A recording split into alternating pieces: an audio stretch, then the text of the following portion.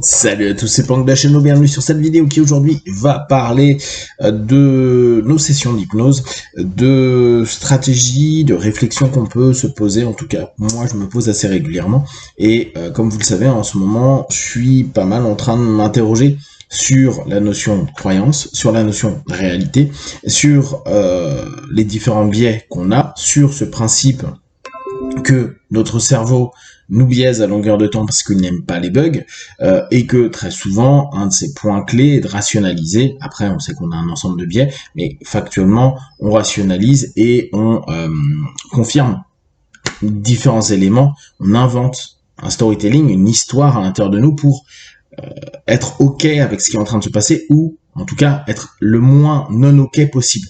En somme, diminuer le plus possible la notion de stress. Et quand on voit quand même à quel point on peut stresser alors qu'on se crée des storytelling, parce que attention, tous les storytelling qui doivent un peu rationaliser notre cerveau n'apportent pas que quelque chose d'apaisant. On le sait bien, il y a des gens qui ont peur, il y a des gens qui ont des angoisses, il y en a qui se créent des projections incroyables sur les gens, les situations, et à partir de là, on se rend bien compte que notre cerveau, c'est pas gagné. Ce que je vous disais la dernière fois, notre cerveau est celui qui crée des bugs dans notre système, dans notre corps. Il est aussi celui qui veut corriger le fait qu'il est buggé. Donc il crée des doubles bugs. Nous, comment on peut exploiter, en tout cas réfléchir cette notion-là? Alors, bien sûr, ça reste encore comme tous les cheminements et les cartographies qu'on propose dans l'hypnose, des hypothèses. Bien sûr, aujourd'hui on a de la chance d'avoir de plus en plus de résultats concrets, nous, ne serait-ce qu'en cabinet, et puis après, avec des personnes qui s'amusent en labo à faire des tests. Néanmoins, il est toujours intéressant de se dire, ok, comment j'aborde une problématique avec un partenaire, comment j'aborde un travail d'accompagnement, si on sort un petit peu du principe ritualisé qu'on nous enseigne. Je te fais une induction, je te dis, je te crée des suggestions, je t'émerge. Après, qu'importe l'outil que j'utilise, une submodalité, une régression, une analyse, etc. Et où on peut très bien le faire sur une facette conversationnelle. Tout ça, on va dire, c'est des éléments de strates externes plutôt que des éléments de strates plutôt internes. En termes de réflexion, on se rend bien compte que oui, c'est facile, en fait, on est dans une recette. Alors bien sûr, c'est pas aussi simple que ça. Néanmoins, je reviens toujours dessus, il y a bien des hypnotistes qui nous disent n'hésitez pas à faire votre ouvrage, votre livre de best recipe, les meilleures recettes que vous avez au niveau de tous vos scripts. Don Motin, la dernière fois je me souvenais plus de son nom, c'est Don Motin qui me disait ça.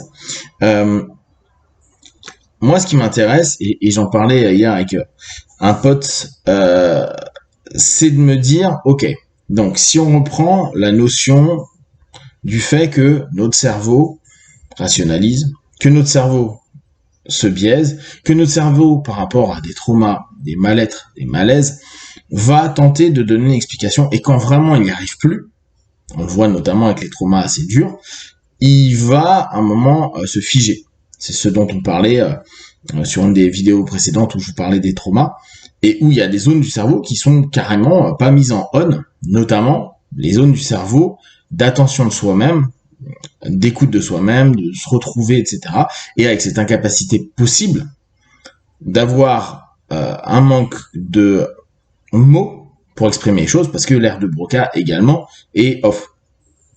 Donc, moi, ce qui m'intéresse, c'est de me dire, ok, on a des bugs, voire quand on bug complètement, on a notre cerveau qui dit ça va pas le faire. Donc on a des trans qui permettent de retravailler sur certaines zones du cerveau et notamment permettre de se reprojeter dans différentes situations, c'est-à-dire de débloquer parfois émotionnellement, sensitivement certains aspects. C'est pour ça qu'il y a l'accompagnement doit être fait pas à pas pour pas que la personne reprenne d'un coup énormément d'émotions ou de sensations qui peuvent être hyper perturbantes. Si le cerveau s'est coupé, c'est pas pour rien.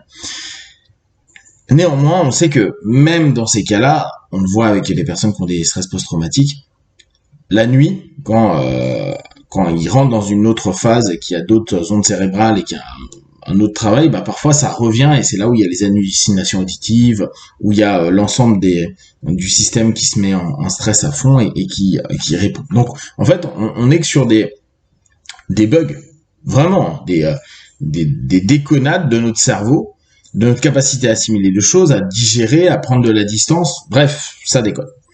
Avec la transe, donc dans une cartographie, communication entre le conscient et le subconscient en diminuant le facteur de jugement, on arrive à recréer avec différentes aires du cerveau une com, en tout cas des liens, et on va avoir, au travers de la suggestion, la possibilité d'offrir une nouvelle perspective.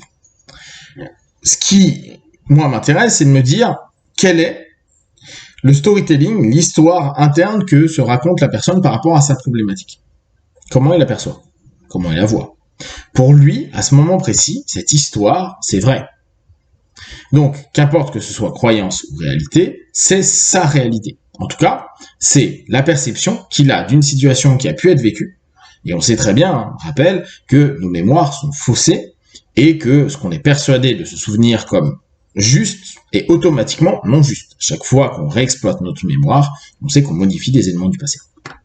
L'idée est donc d'aller dans storytelling, puis commencer à voir, et ce qui est souvent le cas, les injonctions contradictoires et les paradoxes qu'il y a dans ces storytelling. Entre les croyances, entre les sémantiques qui sont utilisées avec les il faut, je dois, c'est comme ça me semble. Il y a plein d'éléments qui vont se contredire. Le tout, c'est qu'on puisse, au travers de notre questionnement, notre question-sophie, d'avoir la possibilité de trouver ces paradoxes. Et surtout, qu'à aucun moment notre partenaire s'échappe. Ce qui est souvent le cas, dès qu'on commence à montrer qu'il y a un truc qui est dissonant, le cerveau n'aimant pas ça, notre partenaire en session va se tirer. Alors souvent, il se tire un peu moins quand on est en transe, bien que il y en a, il se barre encore plus dans l'imaginaire, et c'est à nous de le ramener à dire non, ma question était très précise sur tel élément. Je vous invite toujours dans ces questions-là à être vraiment spécifique et à ne pas vous faire embarquer. Ma manière de bosser, c'est tu as en gros entre 5 et 30 secondes pour me répondre. Et en général, 30 secondes, c'est trop long. Donc en général, je laisse 10 secondes et après les 10 secondes, je prends plus en compte ce qui va être dit. Je préfère redemander des précisions ultérieurement. De là, on va avoir un storytelling. On va commencer à voir l'étape d'après, c'est-à-dire des paradoxes, des injonctions contradictoires, donc des choses qui bug dans la rationalisation ou les biais qui s'est créé par rapport à ces problématiques. Et à partir de là, on crée un élément qui est connu dans l'hypnose, qui est connu dans plein d'éléments, le doute. Le doute au travers de cette mise en avant d'un élément qui n'est pas cohérent, pas logique, pas rationnel, quand on commence à prendre step by step, point par point, pixel par pixel. Et on va dès lors recréer dans le cerveau, à nouveau, un besoin de rationalisation.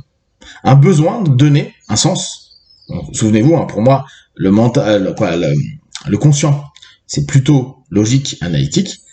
Et le subconscient, on va plutôt donner du sens. Donc, dans la rationalisation, souvent, on a un mix des deux.